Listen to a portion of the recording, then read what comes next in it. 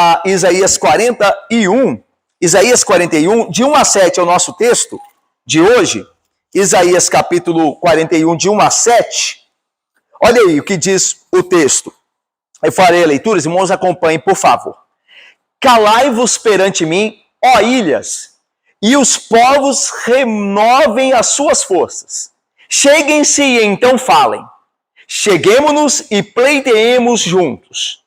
Quem suscitou do Oriente aquele a cujos passos segue a vitória?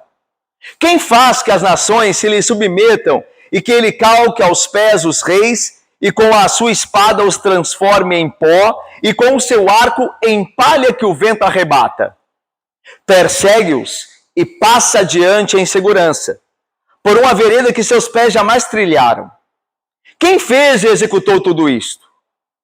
Aquele que desde o princípio tem chamado as gerações à existência, eu, o Senhor, o primeiro, e com os últimos, eu mesmo. Os países do mar viram isto e temeram. Os fins da terra tremeram, aproximaram-se e vieram. Um ao outro ajudou ao seu próximo e disse. Um ao outro ajudou e ao seu próximo disse: sê forte. Assim, o artífice anima a ourives, e o que alisa com o martelo ao que bate na bigorna, dizendo da soldadura: está bem feita. Então, com pregos, fixa o ídolo para que não oscile. Nós já oramos, para que Deus nos abençoe? E agora nós passamos, então, ao estudo propriamente deste trecho do capítulo 41. Nosso tema ainda é este, porque ele vai até o 42, 17. Então nós estamos aí na metade, né? Capítulo 41. O tema é Deus consola o mundo, né? Como é que Deus consola o mundo? Propriamente nesse trecho. Como nós estamos vendo, ele se apresenta como o agente da história. Deus faz tudo. Tanto que no capítulo 40 nós vimos, sou eu que desbarato os reis, sou eu que tiro e coloco os magistrados. Então eu, Senhor, faço tudo. Ok? Tanto que no capítulo 40, olha aí, o capítulo 40 diz assim, Deus é maior do que os ídolos. Olha aí, versículo de número 26 diz, levantai ao alto os olhos e vede, quem criou essas coisas? Aquele que faz sair os restos das estrelas, né? Deus é o Senhor do universo. Tá vendo? Então a ideia de que Deus está se estabelecendo como aquele que está no controle. O versículo 22 do 40 diz aí, ele é o que está sentado sobre a redondeza da terra. A ideia de observando e agindo. Maior que os ídolos, versículo de número 18 do capítulo 40, com quem comparareis a Deus? Ou que coisa semelhante confrontareis com ele? O artífice funde a imagem, tá vendo? Idolatria. O Senhor é maior do que tudo isso. Certo? E a ideia de que Deus, ele vai salvar o seu povo, esse Deus criador, esse Deus Senhor. Então a ideia aqui, como é que Deus consola o mundo? Ou aqueles que estão no mundo? Apresentando-se como Senhor da história, como Deus acima dos deuses, como único e verdadeiro Deus. Então o mundo é consolado, um mundo inseguro, um mundo sem esperança, um mundo sem no que confiar. Então o profeta Isaías traz essa mensagem que é o consolo para o mundo. Então você tem em quem confiar, que é esse Deus que governa, esse Deus que é o único verdadeiro Deus, poderoso Deus. Então Isaías tem falado muito disso no capítulo, esse trecho, né? 40 a 42. Bom, a introdução ao nosso trecho, de capítulo 41, diz assim, olha, essa sessão 41, que ela é maior do que a gente vai hoje, né? A gente vai até 1:7, mas essa sessão 41, de 1 a 20, almeja principalmente renovar a confiança de Israel temeroso, seguindo os temas introduzidos no capítulo 40. Ela formula 2 pontos. Primeiro, Israel não precisa temer as nações, as quais serão terrificadas pelo que Deus fará em sua história. Nós vamos ver no capítulo aqui, esse trecho que a gente leu, 1 a 7, que Deus ele coloca pavor nas nações. Ele que dirige os acontecimentos terríveis da história. Então Israel não precisa ter medo. As nações têm medo de Deus, Israel não, porque é o Deus de Israel. Então, ok? Segundo, Deus não rejeitou a seu povo, mas de fato usará na concretização de seus propósitos no mundo. Então, todo esse trecho que a gente viu de 40 a 42, que é o consolo do mundo, Todo esse trecho, Deus está falando assim para o povo dele, ó, não temam nada, não temam o cativeiro, não temam a Babilônia, não temam outras nações, porque eu dirijo todas as coisas. Eu que causo a guerra, eu que causo os momentos terríveis da humanidade, são segundo o meu plano. E eu tenho poder para defender vocês, para guardar vocês. E eu vou cumprir meus propósitos, não só em acerca do meu povo, mas o propósito para o mundo. Deus tem um propósito para o mundo, né? Nós sabemos disso. Então vamos lá. O propósito aqui desse trecho, de 1 a 7, é o de motivação. Como pode, olha a pergunta, como pode um povo condenado, que é o povo de Israel, que está debaixo do cativeiro babilônico por causa dos seus pecados, como pode um povo condenado e fracassado ainda tornar-se o servo de Deus no mundo? Há esperança para esse povo no cativeiro? A pergunta é essa, eles podem ainda servir a Deus ali? Ou Deus se esqueceu deles para sempre? Afinal, eles estão no cativeiro.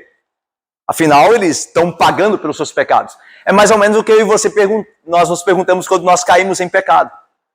Será que Deus pode nos usar ainda? Será que nós podemos ser restaurados? Mas eu tenho tantos pecados. Não é a pergunta que nós fazemos? É a pergunta que o povo de Israel fazia também. Nós estamos debaixo da ira de Deus. Será que Deus tem um plano para mim? É o que Davi perguntou, a gente está vendo lá no 2 Samuel, né? Davi fugindo por causa da mão de Deus sobre ele, por causa do pecado dele. Será que Davi certamente perguntava, não é verdade que certamente ele perguntava, será que Deus ainda vai ter graça de mim? Eu ainda serei usado? E ele creu em Deus, creu na misericórdia de Deus. Né? Apesar de um povo fraco e um povo condenado, Deus pode fazê-lo ainda seu servo. Como pode começar a exercer confiança no que foi o povo, começar a exercer confiança no que foi ensinado no capítulo 33 a 39, né? De que Deus é o Senhor da terra e você pode confiar nele. A resposta é a graça imerecida. Só pela graça que esse povo pode passar a ser servo de Deus, pode começar a confiar em Deus, apesar da mão de Deus ter pesado sobre eles, né? É a graça imerecida. A graça de Deus em derrotar os inimigos de seu povo e de declarar ao seu povo que ele não foi esquecido. Então, o povo que está debaixo de juízo pode ser renovado? Pode ainda servir a Deus? Pode. Qual que é a resposta? Como? Através de sua graça. O que acontece comigo e com você?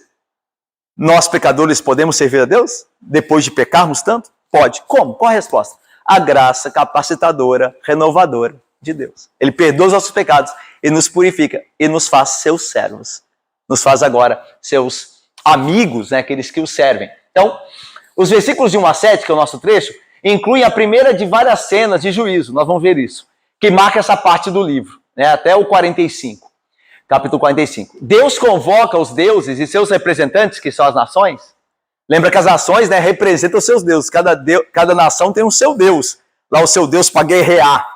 Então Deus convoca os deuses das nações e as próprias nações perante o concílio, perante a sua presença, a fim de apresentar evidências sobre quem ele é, ou quem é Deus. Deus é o juiz, ele é o júri, ele é o meirinho, né? O meirinho é quem executa a decisão do juiz, e o promotor público, quem cuida, quem investiga, quem estabelece, né, acerca dos casos. Né, e aí ele convoca o tribunal, Deus faz tudo. Inicia o caso e declara o veredito. Está vendo? Deus é quem faz tudo. Tá? As cenas são um artifício por meio do qual o profeta pode formar uma lógica clara e compelidora do monoteísmo transcendente de Deus. Ele é o único Deus. Então, as nações, elas tinham vários deuses. Tá? Você vê lá, até na mitologia, né, você vê um deus dos céus, um deus do inferno, um deus da guerra. Cada um lida com uma coisa, certo? Cada esfera dessa, por assim dizer, é uma responsabilidade daquele Deus. Mas o Deus verdadeiro não, o Deus de Israel não. Deus está em todo lugar, ele governa tudo, ele faz tudo. Então a ideia dele é o juiz, ele é o júri, ele é o meirinho, é o promotor público, né? Embora entre os homens tem gente que queira ser tudo isso, né? De uma vez só, né? Mas Deus é o único que é tudo isso. E isso reforça a verdade acerca do monoteísmo transcendente de Deus. Ou seja, Deus é o único Deus. E ele governa sobre tudo e sobre todos. Nós vamos ver 3 pontos aqui hoje na sessão 41:7. A convocação das nações, Deus convoca as nações para se apresentar diante dele. Há uma questão que precisa ser resolvida com as nações e como o mundo responde a essa convocação divina. Ok? Então deu para entender? Deus no capítulo 40, Deus falou com o povo dele, consolando o povo dele. Agora ele olha para os inimigos do povo de Deus e os convoca na presença dele como juiz. Há uma questão para ser resolvida. E, por último, nós vemos hoje qual é a reação dessas ações ímpias à convocação de Deus. O que eles fazem com a palavra de Deus, com a questão que Deus traz diante deles? Deu para entender a lógica aqui? Como vai se desenvolver? Deu para entender, Elismar? Deus convoca as nações como juiz, que é as nações inimigas de Israel. Deus apresenta um caso que tem que ser resolvido, uma denúncia contra elas, e elas vão responder de uma forma a Deus. Ok? Vamos lá então primeiro? A convocação das nações. Olha aí. Versículo 1. Calai-vos perante mim, ó ilhas, e os povos renovem as suas forças. Cheguem-se e então falem. Cheguemo-nos e pleiteemos juntos. Então, convocação primeiro. 41, Deus está convocando. Ele fala assim, olha, calai-vos perante mim. A ideia de um tribunal. Lembra quando alguém é preso, diz assim, olha, você tem o direito de ficar em silêncio. Qualquer coisa que você disser pode ser usada contra você. Então, a ideia de um tribunal. A ideia de um crime cometido. E alguém que foi, de fato, trazido à presença do juiz. Então, a ideia de calai-vos. A ideia também de que ninguém tem como dizer nada diante de Deus. Lembra que Paulo vai dizer isso no Novo Testamento? Ele vai dizer assim, todos nós somos pecadores. Então, e Deus mostrou isso para que ninguém se glorie diante dele. Todo mundo fique calado diante dele. Então, a ideia é essa. Deus chama pecadores e diz, calai-vos. Ou seja, ninguém pode falar na presença de Deus porque ninguém tem mérito. Todos eles são culpados. E aí diz mais, ó ilhas, e os povos renovem as suas forças. Ilhas aqui é uma referência que Isaías faz às terras ao fim das terras, ou seja, os confins da terra, as terras distantes. Ó ilhas. Então aqui significa, ó terras distantes. Então Deus não está falando com Israel, não. Está falando com as nações distantes, as nações pagãs, Bárbara e Rebeca. E aí ele diz mais, renovem suas forças. É interessante que isso lembra o que foi dito no capítulo 40, quando Deus diz assim, os que confiam no Senhor fazem o quê? Renovam as suas forças, né? Sobem como asas de águia, lembra? Então, né? O que aqueles que confiam no Senhor, diz aí, né? Olha lá, versículo 31 do capítulo 40. Mas os que esperam do Senhor renovam as suas forças. Então agora o termo usado no 41, lembra disso. Só que Deus não está falando com Israel mais agora. Deus está falando com os ímpios. Ao povo dele diz, renove as suas forças. Os que confiam no Senhor, renovam as forças. Mas Deus diz assim aos ímpios, as nações pagãs, renove as suas forças. Ou seja, se vocês não querem confiar em mim para terem força espiritual, então vocês confiem em alguma coisa, se apeguem a alguma coisa aí, porque vocês terão que se ver comigo. Então a ideia é, preparem-se. Vocês confiam em quê? Peguem as coisas que vocês confiam e se preparem, porque agora vocês entrarão em juízo. E aí, olha só o versículo.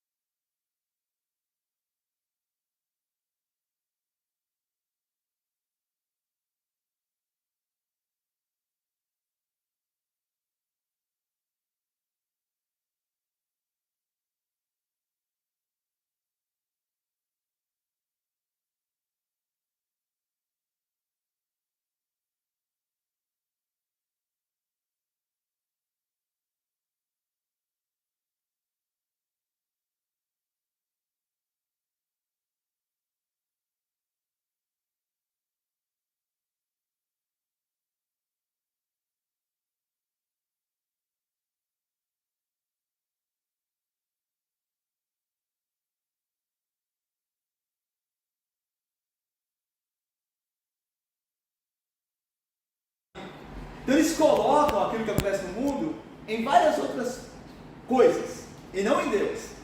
Então Deus está chamando agora os ímpios para reconhecerem que é Ele que opera no mundo. É Ele que governa tudo, é Ele que faz tudo acontecer. Deu para entender? Então essa é a questão que tem que ser resolvida. Olha aí, versículo 2. Olha a pergunta que Deus faz. Quem suscitou do Oriente aquele a cujos passos segue a vitória?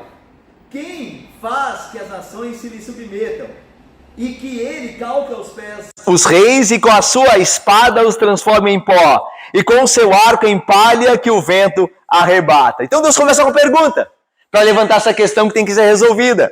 E aqui, meus irmãos, a ideia é que o texto não diz quem é que vem do Oriente. A pergunta diz assim: quem suscitou do Oriente aquele a cujos passos segue a vitória? Então, a pergunta quem suscitou, a gente já sabe a resposta. Porque Deus vai dar no final. Eu, o Senhor. Quer ver? Lá no versículo de número 4. Eu, o Senhor, o primeiro.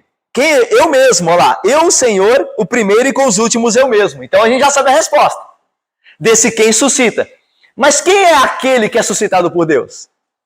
No versículo 2 diz: quem suscitou do Oriente aquele a cujos passos segue a vitória. Quem que é esse? A maior parte dos estudiosos creem que este é Ciro. Ele está falando do rei persa, do rei da Pérsia que vai vir contra a Babilônia, vai conquistar a Babilônia e vai libertar o povo judeu. Ok? Então a maioria dos intérpretes entende aqui que aquele, embora não diga o texto aqui ainda, Isaías vai dizer, lá no capítulo 44, 45, ele vai dizer que é Ciro. Olha o 44, só para adiantar aqui. Olha o 44, 28. Alguém leia. Digo de Ciro, ele é meu pastor e cuidará tudo o que me apraz. Digo também de Jerusalém, será edificada e o templo será fundado. E aí o capítulo 45, parte dele é dedicada a Ciro. O início aí. Vai falar de Ciro de novo. Então a gente mais tarde vai saber aquele aqui do versículo 2. A quem Deus suscitou. Deu para entender então? Direitinho? Bacharel aí, tranquilo? Então olha só. Quem suscitou do Oriente, então olha, a ideia de suscitar é despertar para algo. Então a ideia de quem despertou aquele que vem do Oriente. Lembra que a Pérsia, com relação a Jerusalém, ficava, e a Babilônia também ficava ao Oriente. Ficava lá no Oriente. Aí descia para o Ocidente. Então a Pérsia descia para o Ocidente e aí encontrava a Babilônia, na região ali da Mesopotâmia. Então a ideia de quem é que suscitou aquele que vem do Oriente, certo? A cujos passos segue a vitória. E aqui é interessante que a tradução do texto aqui no original, assim, o texto original aqui, né, o hebraico, a língua hebraica, é mais ou menos assim: quem suscitou do Oriente aquele cujos passos a justiça chama a seu pé. Difícil, né? Cujos passos a justiça chama o seu pé. Mas qual que é a ideia? Por que justiça e passos aqui? Porque Deus está trazendo Ciro para fazer justiça, para fazer o que é direito. Porque Israel está sempre preocupado. Quem é que Deus vai trazer do Oriente? É outro ditador? É outro conquistador para nos destruir mais ainda? Porque foi assim com Sargão, da Síria, no reino do norte, Israel. Foi assim com Nabucodonosor, Babilônia. E agora vem outro do Oriente. Aí o povo pergunta, o povo de Israel pode perguntar assim: Deus vai trazer mais um? É mais um para castigar a gente? Só que quando fala a justiça que chama aos seus pés, é a ideia de que este fará justiça. Esse fará o que Deus tem como direito do povo dele, a quem ele entrou com a aliança. Ou seja, Ciro vai libertar o povo de Deus. Ele não vai colocar mais opressão, como os outros fizeram. Então daí, olha só, hein? Antes que acontecesse, Deus está falando que vai suscitar, vai despertar alguém lá do Oriente, e que ele virá para fazer o que é reto, segundo a vontade de Deus. Ou seja, vai libertar o povo de Deus para voltar para Jerusalém. Então, antes que acontecesse. Daí a ideia, né? A questão é, quem é que faz essas coisas? Quem é que avisa antes de acontecer? Qual Deus vocês podem comparar comigo? Que fala e acontece. Então, só o Senhor é assim. Então, olha só, vamos lá. Versículo de número 2 ainda, final. Quem faz que as nações se lhe submetam? Ou seja, quem dá nações a este que vem do Oriente? Ele vai passando por todas as nações e vai destruindo tudo.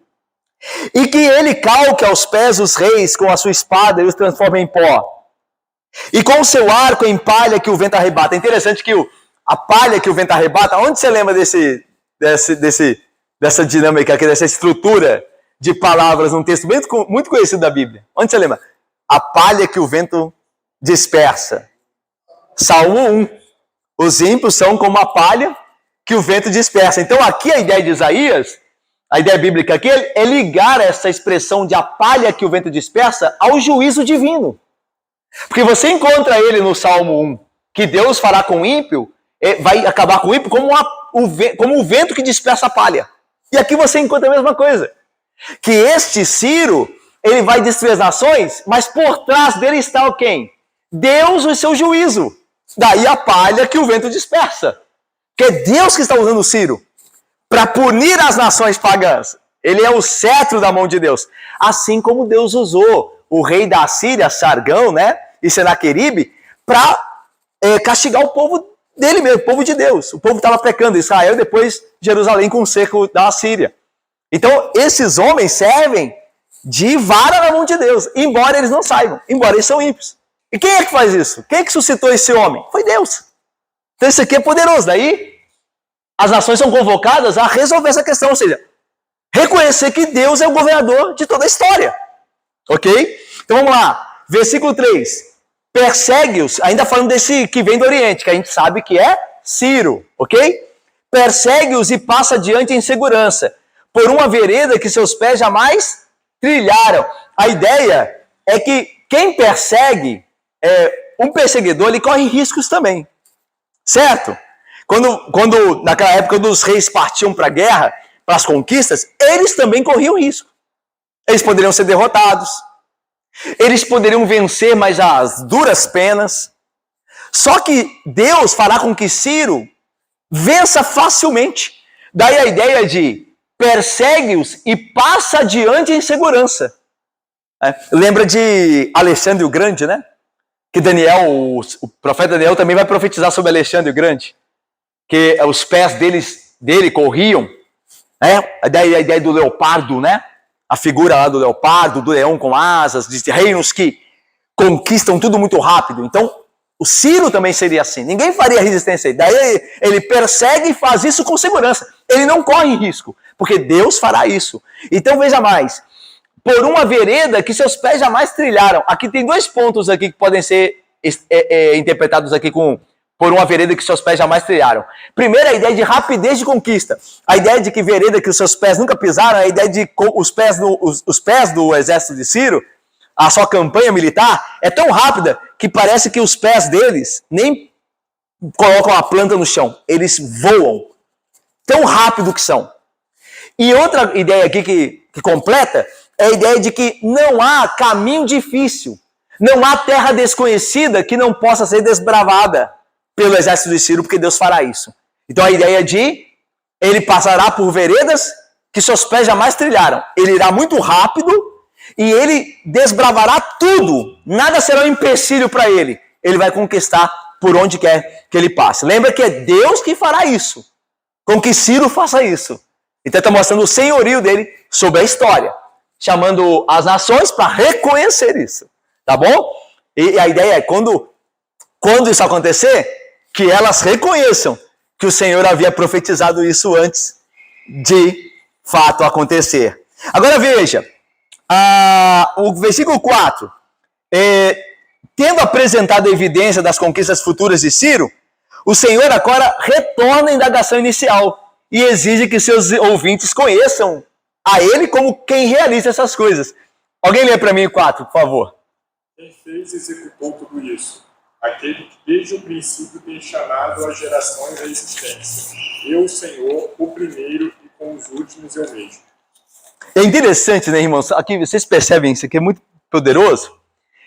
Que Deus, ele se revela às nações aqui desse texto, e não só aqui não. No texto de Isaías, aí quando fala com Israel, ele se revela, mas ele se revela não é contando acerca de guerras extraterrestres entre deuses, em coisas não conhecidas, transcendentais. Deus se revela na história. Você vê que ele está se revelando como Deus que governa usando o quê? A história. Olha, vai vir um homem do Oriente, ele vai conquistar tudo, e através dele eu vou libertar o meu povo. Isso acontece na história. Então Deus se revela na história da humanidade. Nós vimos os atos de Deus. Então, você vê gente fazendo o que é errado e sendo punido. E quando você é um crente, você vê isso, você se lembra que Deus está fazendo aquilo. Porque a palavra de Deus diz que o homem que praticar iniquidade será castigado. E quando ele não é castigado, a princípio, você também lembra que Deus tem a hora de Deus. Que alguns acham demorada, mas ele tem a hora dele. Então, tudo o que acontece ao nosso redor, nós vemos a mão de Deus. Quando acontecem guerras, você lembra do que o Senhor Jesus Cristo disse? Haverá guerras e rumores de guerras. E você vê que isso acontece. Os homens, né, com seu iluminismo humanista, dizem, não vamos ter mais guerra, não vai ter uma paz, vamos chegar num governo único e tudo vai vir em paz. E cada dia mais guerra, mais problema, porque Jesus falou. Então a ideia é, passará os céus e a terra, as minhas palavras não vão passar. Então você sabe qual que é o final do mundo. Não é como a humanidade mesmo crê. Porque tem alguém que dirige essas coisas, alguém que as anunciou antes. Então é isso que está acontecendo aqui. Isso é tudo na história do mundo. Então você olha para a história do mundo e vê que a palavra de Deus se confirma. Que tudo que Deus diz acontece. E é isso que Deus chama as ações a reconhecerem. Que por trás da história está o autor dela. Aquele que a começou e que a levará ao fim.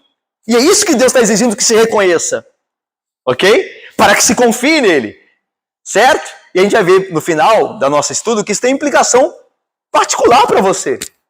Na sua vida. Ok? Mas vamos lá.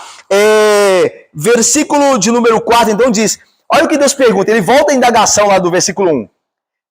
Quem fez e executou tudo isto? Ou seja, quem tem operado e agido no meio disso tudo? Aí continua, aquele que desde o princípio tem chamado as gerações à existência, eu, o Senhor, o primeiro, e com os últimos eu mesmo. Esse versículo é muito bonito. Ele diz assim, Deus diz assim, quem é que executou tudo isso diante das nações? Eu estou contando para vocês o que vai acontecer. E quando acontecer, eu pergunto, quem é que fez isso tudo? Aí Deus diz, aquele que desde o princípio tem chamado as gerações à existência. A ideia é, Deus desde o princípio tem convocado os reis, as nações, os homens, para fazer o seu propósito, para cumprir com o seu plano. Assim como ele chamou a Judas Iscariotes, né? Na impiedade dele, para ser o instrumento pelo qual Cristo seria entregue. Então, e chamou Pedro, o apóstolo, para ser aquele que pregaria, e chamou Paulo, o inimigo, para ser aquele que anunciaria o evangelho aos gentios. Está vendo? Deus dirige os homens, ele chama os homens. Desde o princípio, ele chamou Abraão. Desde o princípio, ele chamou Abraão para ser dele. Ele chamou Noé antes de Abraão. Ele chamou Noé. Então, quem é que desde o princípio chama os homens e as nações segundo o propósito? E aí eu acho poderoso aqui, diz assim, ele se apresenta, né? Eu, o Senhor. Ele responde, eu, o Senhor. Eu mesmo. Sou eu que faço isso. E aí diz assim, o primeiro e com os últimos eu mesmo. É interessante que o primeiro e com os últimos eu mesmo é muito bonito o que significa, né? Porque a ideia é a seguinte, que Deus dirigiu a história passada, ele dirige a história hoje, ele que chama os homens no palco da humanidade para agirem, tanto crentes quanto ímpios, e quando chegar ao fim ele estará lá. Daí ele fala, e com os últimos eu mesmo. Eu estava lá no princípio. E quando a história chegar no fim, eu estarei lá, dirigindo todas as coisas. Então os primeiros reis foram levantados por mim. E os últimos governantes, antes do fim, por mim também o serão. E quando chegar ao fim, eu estarei lá. Olha que maravilha. Eu estarei. Todos os governantes passam. Todos eles morrem. Seus impérios caem. A obra não permanece por fim. Mas no fim, quem estará lá? Deus, eu mesmo. Eu com os últimos, lá estarei. Então, irmãos, uma coisa interessante, caminhando aqui para o fim. A gente poderia perguntar assim, mas Deus está falando isso para as nações, né? Mas será que as nações não poderiam ouvir isso e dizer assim, o Senhor está dizendo aí que é o Senhor que faz isso, que é o Deus de Israel que faz isso, mas a gente aqui acha que é o nosso Deus que faz isso. Os persas acham que é o Deus deles que fazem isso. Nós aqui, babilônicos, achamos que o nosso Deus é que faz isso. Como é que a gente vai dizer que é tu, o Deus de Israel, é quem faz as coisas? Não é verdade? Você conversa com um católico apostólico romano que crê num santo, que recebeu uma bênção e a gente sabe que é de Deus, porque toda bênção vem do Senhor. Só que ele não vai achar que é. Ele vai achar que é, mas por mediação de um santo, não é? Você tem essa conversa? Olha, a pessoa foi curada, aí Deus te curou. É verdade, por meio do santo tal. Não tem santo. Não, para mim é o santo. Porque minha fé diz que é o santo. Então, quem diz que é Deus? Certo? E aqui tem 3 pontos que nos ajudam a entender que, de fato, é Deus que é o Senhor da história. Primeiro ponto. As vitórias de Ciro foram profetizadas de antemão. Ou seja, Deus não aparece para, como fala, pedir os louros para ele depois do que aconteceu. Ele fala antes. É muito fácil depois de acontecer falar assim, eu que fiz isso aí. Mas Deus anuncia antes. Esse é um ponto. Segundo, esses propósitos estão em conformidade com o plano de Deus, tão antigo quanto a própria criação. Tanto que Deus, no capítulo 40, ele diz, né, que ele estava lá no início, ele que fundou os mares, colocou limites, que está sentado sobre a redondeza da terra quando ela foi criada. Então Deus tem um plano desde o início, não é de agora. Ele escolheu um povo lá em Abraão, e não é agora, então o plano dele está correndo, certo? Então ele está levando a cabo o seu plano. Por exemplo, Deus escolheu Abraão como povo da aliança, a descendência de Abraão. Quando o Ciro é enviado à Babilônia, ele beneficia quem? Ao povo de Abraão, ok? Então, ou seja, Deus controla a história de fato. Porque aquele povo não pereceu, e é o povo que Deus desde o princípio tem uma aliança com ele. Então não é que Deus chegou agora e organizou o plano dele num instante aqui. Mas é um plano que está sendo realizado desde a criação do mundo. Ok? Terceiro, esses planos e atos resultarão em algo radicalmente novo. Ou seja, o povo de Deus regressará do exílio, como Deus havia prometido. Quando o Ciro viesse, ele conquistaria a Babilônia, e o que ele faria com o povo? Ciro, os persas, meus irmãos, não poupavam povo nenhum. Os persas, eles destruíam, os persas eram um povo terrível. Eles matavam seus cativos, eles humilhavam. Só que, por incrível que pareça, quando eles chegam na Babilônia, o que eles fazem com os judeus? Ao invés de maltratá-los como era o costume, eles permitem que os judeus voltem para a casa deles. Então, ou seja, como Deus prometeu. Então, tudo isso mostra que Deus, de fato, estava por trás daquilo que estava acontecendo, como está por trás de tudo que acontece no mundo. Ok? Mas vamos lá. Terminando. Aqui é a última parte. Então, vamos lá repassar aqui para terminarmos. Deus chamou as nações ímpias, porque ele tem um negócio para resolver com elas. O que é que tem que resolver? Vocês têm que crer que eu que faço todas as coisas no mundo. Aí ele começou a argumentar. Eu vou mostrar para vocês, eu vou trazer um homem do Oriente. Ele virá, e ele virá rápido, e nada o impedirá. E ele fará o que é direito diante de mim, que é livrar meu povo do cativeiro. Vocês verão isso? Quem é que faz essas coisas? Sou eu, o Senhor. Eu estou desde o começo fazendo isso, e lá no final eu estarei também. E agora a gente vai ver qual que é a resposta das nações diante desse desafio de Deus, desse juízo de Deus. O que eles fazem? Ao invés deles crerem em Deus, eles vão se voltar para os ídolos. Porque Deus falou assim, olha, renove as suas forças aí que eu vou entrar em juízo com vocês. Para renovar as forças? Então vamos fazer bastante ídolos, porque eles nos guardarão desse Deus aí. Ou desse homem do Oriente, quando ele vier. Então a ideia de, em vez de confiar em Deus, voltaram-se aos ídolos contra Ciro da Pérsia. Ok? Então essa é a ideia. Em vez de confiar em Deus, a resposta deles é confiarem nos ídolos. Quando as coisas apertam, eles se voltam para os ídolos e não para Deus. Então olha só o versículo 5. Os países do mar viram isto e temeram. Os fins da terra tremeram, aproximaram-se e vieram. A ideia, então, é que as ilhas convidadas a reconhecerem o Senhor, escolheram antes correrem para os ídolos. Então a ideia de, irmãos, quando Ciro chega na Babilônia, os babilônicos, eles confiam nos seus ídolos. Tem até um texto do profeta que diz que ele pega os seus ídolos para colocar na mula, na carga que vai por cima da mula, para fugir, e os ídolos só tornam a fuga mais difícil. Em vez de ajudar, pesa a mula, vai mais devagar ainda por causa dos ídolos. Mas eles confiam nos ídolos. Então quando Ciro chegasse, quando eles vissem que Ciro estava vindo para conquistar a Babilônia, eles iam fazer as orações para os ídolos. Ao invés de se voltarem para o Senhor, como o Senhor quis resolver com eles se voltam para os ídolos. Então, essa é a resposta. Olha, interessante, né? Deus, ele convoca, ele anuncia a verdade e já sabe a resposta. Ele já sabe como é que os homens vão reagir. Porque ele está dizendo aí. Eles vão voltar para os ídolos. Impressionante, né? Como Deus é Senhor e sabe de todas as coisas e governa. Até a resposta dos homens, o Senhor já sabe. Lembra de Davi? Vai dizer assim, a palavra mal me saiu a boca e tu já a conheces toda. Então, o Senhor conhece todo. O Senhor Jesus Cristo, né? A Bíblia vai dizer que o Senhor Jesus Cristo conhece o coração do homem profundamente. Então, você vê isso aqui. Olha só. Versículo 6. Qual que é a resposta do mundo pagão a esse desafio de Deus de confiar nele? Porque ele é o Senhor da história.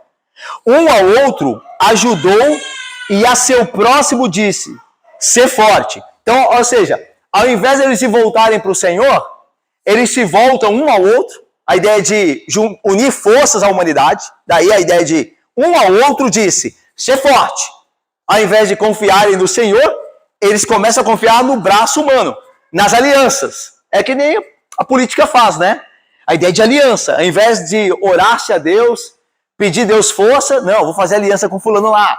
Vou procurar socorro no ciclano. E aí eu vou resistir. Dessa ideia de confiar na carne, no braço. Diga aí, Isabela. Eu lembrei que fazem muito hoje em dia, né? Porque às vezes a pessoa tá com problema, aí você fala assim, você é suficiente, você consegue. Perfeito. É isso aí. É isso mesmo. A ideia é essa, é recorrer ao braço do homem, ao braço carnal, e não ao Senhor. Aqui é os ídolos. Aqui são os ídolos. Mas o ídolo de uma pessoa pode ser ela mesma. Ok? Então vamos lá. Um ao outro disse, né? Um ao outro ajudou e ao seu próximo disse, ser forte. E aí veja, versículo 7. Assim o artífice anima o ourives e o que alisa o martelo ao que bate na bigorna, dizendo da soldura, está bem feita. Então com pregos fixa o ídolo para que não oscile. Ou seja, quando o medo vem, como é que os homens respondem? Eles respondem confiando neles, nos seus ídolos, em alianças, porque Deus prometeu algo que dá terror. Ele falou, ó, vem um homem do Oriente e ele vai destruir tudo. Essa mensagem traz um pânico. Tá? Certo? Essa mensagem é especificamente para as nações todas. Porque, principalmente, Gil querido, principalmente, você percebeu bem, principalmente para o babilônico. Mas, enquanto Ciro caminha para a Babilônia, ele vai vencendo os povos que estão ali na frente. Então, tanto que Deus convoca as ilhas, né? Ó ilhas, os confins da terra, certo? Ó povos, está falando para todo mundo, ok? Inclusive a Babilônia. E aí o que acontece? Essa notícia dá medo. E quando o homem tem medo, o que ele faz ao invés de ir a Deus? Ele vai aos ídolos, ele vai ao dinheiro, ele vai à família, ele vai para ele mesmo, acha que ele vai vencer, como a Isabela diz. Então ele foge de Deus. É o que está acontecendo aqui. Disse um ao outro, ser forte, hein? Ser forte. Estamos com medo, mas vamos vencer aqui, ó. Vamos juntar força que ninguém, né? O povo unido jamais será vencido, né? Mas eu cantava no coro, né? E aí, junta ali, entendeu? E aí, veja, aí eles vão animar-se, né? Diz aí que animam o artífice, o ourives, o que alisa o martelo, o que bate na bigorna, ok? Então, a ironia aqui é o seguinte, olha a ironia. para eles terem deuses para os ajudarem, Denise, Irineia, Diácono Luiz, eles precisam primeiro fazer os deuses. Então isso aqui é ironia.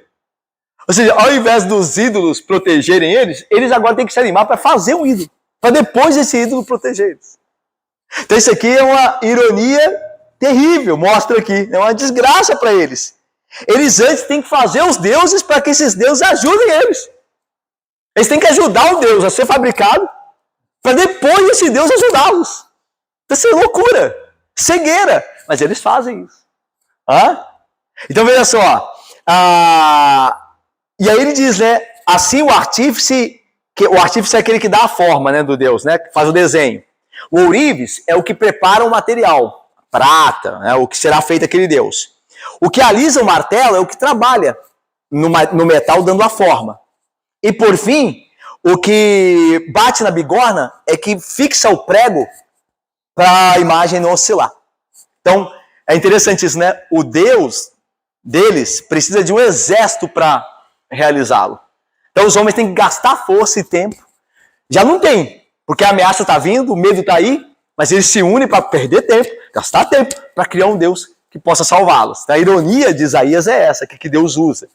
E aí, eles fixam, preparam a imagem, e é interessante, aqui o versículo 7 termina que o que bate a bigorna junto com os demais, quando termina a obra lá do ídolo, diz assim, está bem feita, está bom. E é interessante que isso remete ao quê? Muito bem, a criação. E viu Deus que tudo era muito bom. Então, assim como Deus criou o homem, e obviamente todas as coisas, e disse, é bom, assim os homens criam deuses, e dizem, está bem feito, está bom. Olha que tragédia, né? E nós somos assim, né? Os homens, os humanos, né? Os homens sem Cristo, eles são assim. Eles criam deuses ao seu gosto, ao seu prazer, e confiam nesses deuses, né? Nós criamos um mundo para nós, né? Que funciona como nós achamos que deve funcionar, sem Deus. É o que está acontecendo com a sociedade hoje, né? Há muito tempo, mas hoje a gente está vendo mais, né? Uma sociedade sem Deus que não precisa de Bíblia, tira a Bíblia do debate, tira isso. Nós vamos criar o nosso mundo como Deus criou o mundo dele. E aí a gente olha e fala, tá bom. Só que o que vem é tragédia, o que vem é morte, o que vem é destruição. Eles fizeram o ídolo lá, mas o ídolo não vai salvá-los da mão de Ciro. Como hoje, esse mundo criado de fantasia não vai salvá-los de coisas terríveis. Então, veja aí. Terminando, irmãos, nós vamos agora ver o que nós aprendemos, né, da convocação de Deus às nações, a questão que Deus tem para ser resolvida com elas, ou seja, você tem que confiar em mim, porque eu dirijo todas as coisas, e como as nações respondem à promessa de Deus que o terror viria.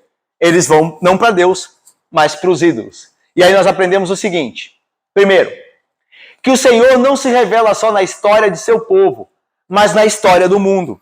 Então, ou seja, Deus não tem a ver só com o que acontece na igreja. Deus não dirige só a vida do crente. Deus dirige a vida do ímpio. Deus não tem a ver só com as eleições de uma igreja para presbíteros e diáconos. Deus dirige as eleições para presidente, para governador. Deus tem um plano que está sendo desenvolvido. É óbvio que isso conta com isso, com a responsabilidade humana. Mas o plano de Deus será feito não só na igreja, mas no mundo. Então todas as coisas, Débora, Deus tem a mão de todas as coisas, não só aqui dentro da igreja, na sua escola lá. Deus governa, é poderoso para controlar tudo, para guardar a sua vida lá. Porque ele é o Senhor de todas as coisas. E ele se revela não só na igreja, mas em todas as esferas, na história do mundo. Então, quando levanta-se um ditador, a mão de Deus está lá. Veja, ele não é o culpado pelo pecado do ditador, a gente sabe disso. O ditador é culpado pelos seus próprios pecados. Mas quando levanta-se um, é porque Deus quer punir um povo, Deus quer castigar um povo e dar a eles governantes segundo eles merecem. Então tem um plano de Deus ali.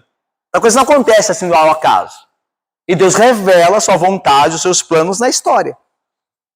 Segundo, que o Senhor é aquele que deu início a toda a história humana e levará a cabo até o fim. Então não importa o que aconteça. Né? Ou melhor, importa o que acontece, porque o que acontece faz parte do plano de Deus para o fim desejado. Então nós estamos aí, né, às vésperas do segundo turno presidencial, e a gente fica um pouco ansioso, né? Quem é que vai governar o país? Como é que será? Olha, nós não sabemos quem ainda, mas uma coisa nós sabemos e nos basta, que o Senhor é que deu início a todas essas coisas que acontecem na história humana, e Ele levará a cabo o seu propósito até o fim. Independente de quem vai governar, Ele vai usar quem governar para o propósito dele. Às vezes pode ser provar a igreja brasileira, né, a igreja verdadeira. Às vezes purificar a igreja de falsos crentes. Pode ser. Pode ser que Deus levante um governo que oprima a igreja e os falsos crentes que estão dentro da igreja não aguentem. E comecem a não mais confessar os seus Jesus para não ser perseguido. E aí Deus purifica o povo dele. Está vendo o propósito de Deus? Ele purifica o povo dele.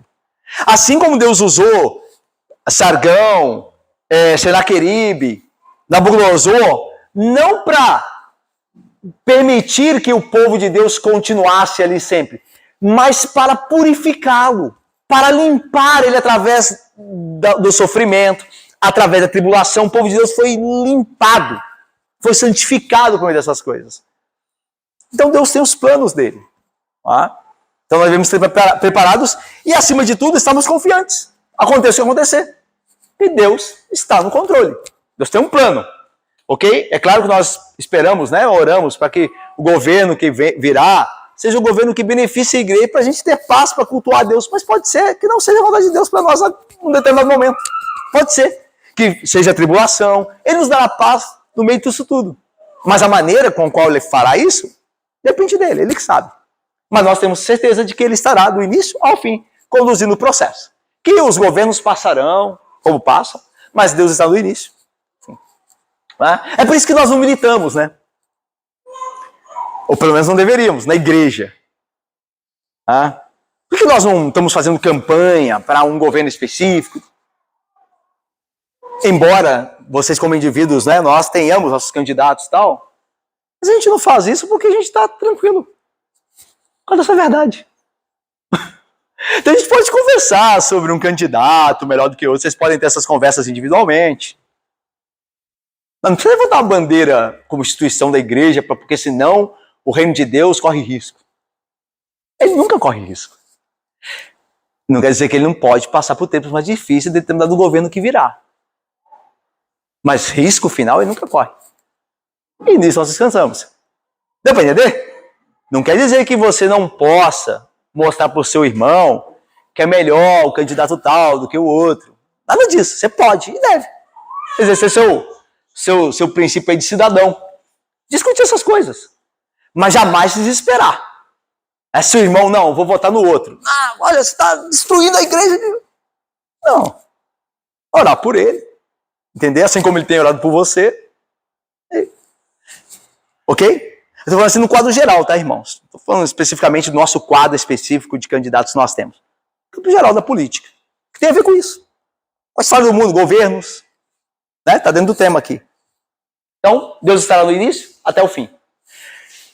Que os males circunstanciais do mundo fazem parte do plano de Deus e tem sobre eles o seu governo. Então, as coisas que acontecem no mundo, não o pecado nosso, mas os males, as guerras, os terremotos, as pragas, isso tem um propósito de Deus. Deus tem governo sobre essas coisas. Tanto que você viu, ele falou, quem é que despertou o homem, aquele que vem do Oriente? Quem que traz esse que vai destruir os povos? Sou eu. Tem gente que pode ficar assustada com isso. Eu fiquei muito consolado. Porque eu saber que os homens maus estão na mão de Deus, e que Deus os usa segundo o querer dele, e que Deus há de recompensá-los finalmente pela sua maldade posterior a eles fazerem a vontade de Deus, isso é um consolo maravilhoso. Eu quero um Deus desse. Eu não quero um Deus que fala assim, gente, eu não controlo essas coisas não, viu? Se acontecer um mal com vocês aí, cada um por si. Eu não quero um Deus assim. Um Deus assim não é soberano. Eu quero um Deus soberano. Eu quero um Deus que controle tanto a minha vida como do homem mau que vive na mesma cidade que eu, no mesmo bairro que eu, na mesma rua que eu. Eu quero um Deus que possa impedi-lo de fazer uma maldade, ou que use a maldade dele para o meu proveito em termos de melhora, aperfeiçoamento, mas é um Deus que governa tudo. Tá? Então isso é importante. Deus é Senhor sobre tudo que acontece, inclusive os males. Tá? Daí a gente vai ver aquele texto lá de Isaías 55 que diz lá, eu, Senhor, crio o mal. Está escrito lá. E o mal circunstancial, é guerra. Ele é que levanta. Óbvio, como ele faz isso, é um mistério. Dentro da providência, disposição do coração dos homens, que tem sua responsabilidade. Isso aí é da alçada de Deus. Mas é ele que faz. Como ele faz, a gente não entende. Como é que ele incita os homens a isso? Com o coração dos homens maus. Como é que isso acontece? A dinâmica, eu não sei. Mas eu sei de uma coisa. Está no controle dele. É ele que faz essas coisas. Por fim, aprendemos que é cego o coração humano de fato. Sem o Espírito Santo, jamais pode ir a Deus. Ou seja, eles veem que a palavra de Deus se cumpre, veem na história do mundo que tudo que Deus diz acontece, e quando eles têm medo, para onde eles se voltam? Para os ídolos, para a carne, para o dinheiro. Então, ou seja, o homem natural não pode ver a Deus. Por mais que a criação, a história, dê testemunho de Deus, eles não conseguem ver. Daí a ideia de Deus fala com eles e eles falam, então vamos juntar aqui para fazer força, vamos fazer um ídolo para a gente. Eles sempre estão recorrendo àquilo que é terreno, àquilo que é carnal, e nunca a Deus. Se nós recorremos a Deus quando nós estamos com medo, isso é graça dele. Porque nós jamais podemos fazer sem que ele nos iluminasse, sem que ele nos salvasse.